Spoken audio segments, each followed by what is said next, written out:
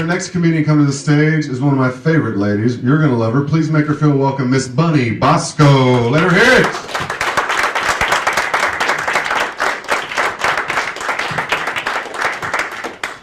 Good evening, ladies and gentlemen. I'm here tonight to give you an update on what happens as you get older. Not that I know about it, but this is what I'm told.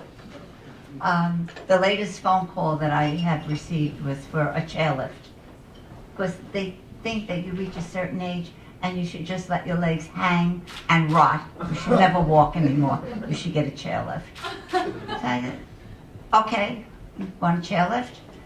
I want that chairlift to go in every single room so that I don't have to walk. And then the next call was for a walk-in tub. How high are they making these tubs? So I told them, no, I don't need a walk-in tub, I have a chairlift. Also, some of the supermarkets will give you a senior discount. And I go. But when I was online, I just didn't fit in with the rest of the crowd. Everybody had their orthopedic shoes on, their sweats, you know, the big glasses, the kerchief. Some had bibs. And in their wagon, they had diapers and toilet paper. But it was summer. I had on my little denim shorts, my heels, my dark stockings. Obviously, I can't get any sun. I look like an antique hooker. And in my wagon, I had chips and beer.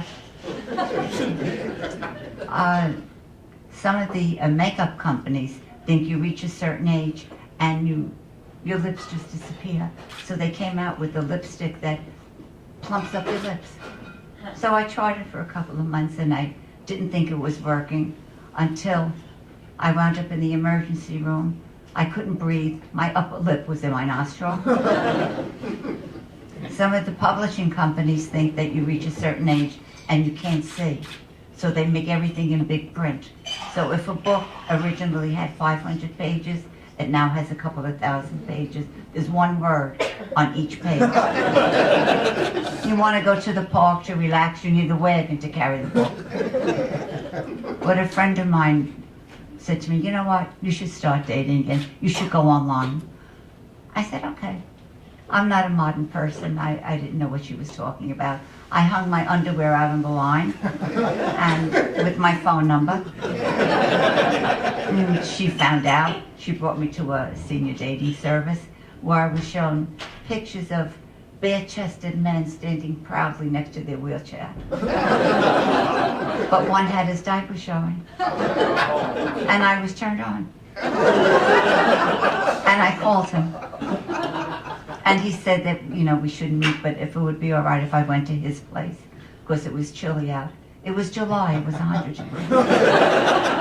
I said, okay. I have a beautiful vintage car that, you know, I still drive, and I went to his place. It was a senior citizen facility. He met me at the door and suggested we have dinner. It was 2 o'clock. I said, okay. We went inside. The waiter brought the menu. Of course, he had to hold it. It was like 500 pages. You know, there was one item on each page. But everything was soft and mushy and sifted. It was just terrible. I sucked up my dinner. And then he suggested that he wanted to show me the grounds. I said, okay. He got in his wheelchair. I got in his lap. We went around the grounds.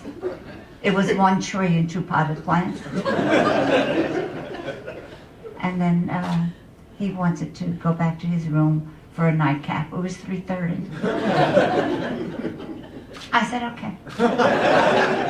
We went back to his room, but I could tell he was trying to make advances towards me. He was walking briskly around the room, holding the rail. And I thought, what the heck? I got naked, and I got into bed. But I noticed on the headboard, there was like writing. It was, you know, next to the oxygen tank. I was reading it, and there were instructions on how to have sex. And the last sentence was that if you fall asleep, don't worry about it. You wake up, you just continue where you left off. But I was watching him. He got naked. He took off his hair. Took got his teeth, his heels, his diaper, and they got into bed. And he dozed off. But I was hot. I was very hot. The bed was heated to 120 degrees. But before I leave you, a couple of true stories I'd like to tell you. I do have a vintage car. I have a vintage Buick. And I have it parked in my driveway, and that is my hobby. I love it. But one day it wasn't there. And I was crying. I was so upset. I didn't know what to do until I realized why the car wasn't there. I was in it.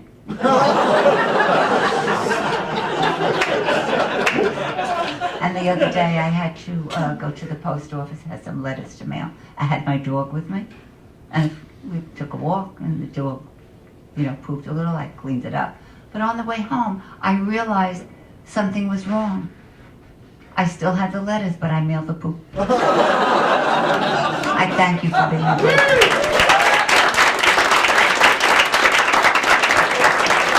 Bunny Bosco, let Bunny hear it right there.